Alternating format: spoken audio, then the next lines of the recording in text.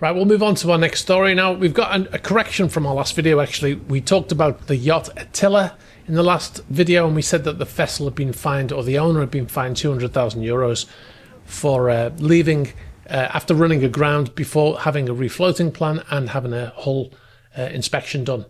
That was actually incorrect. The €200,000 is like a deposit, a bond, if you like. And that was to allow the vessel to leave, but there's a court case upcoming which they have to attend.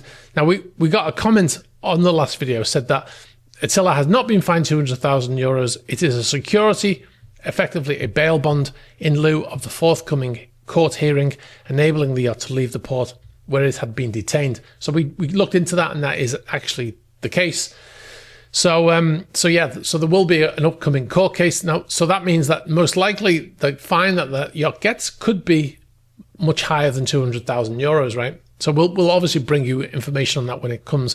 But what I wanted to talk about was a lot of the comments that were generated from that video. A lot of people saying that €200,000 is nothing to a guy who can afford a $70 million yacht, and yet. I understand what you're saying. It is not it's not a significant amount in terms of the value of the yacht being 70 million, right? But it is not an insignificant amount to a person of that wealth. And obviously to us, it's a massive amount, right?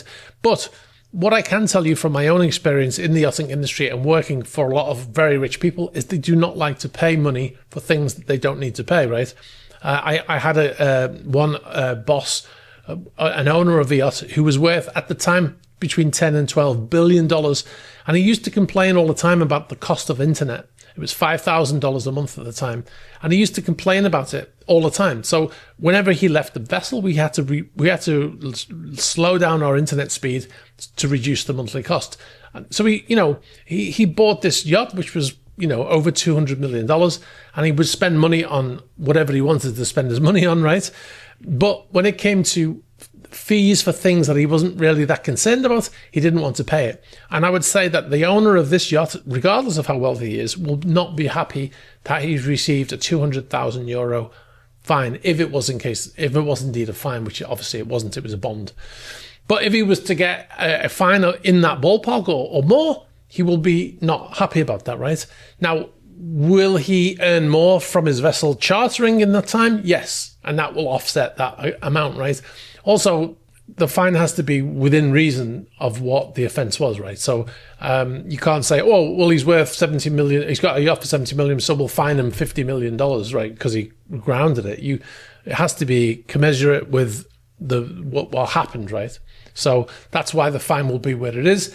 And like I said in the last video, listen to the authorities, because a €200,000 fine is still a lot of money to somebody who's very wealthy, especially when it's not something they want to pay. It's not like they're buying a new jacuzzi with it or something like that, which then they don't mind paying.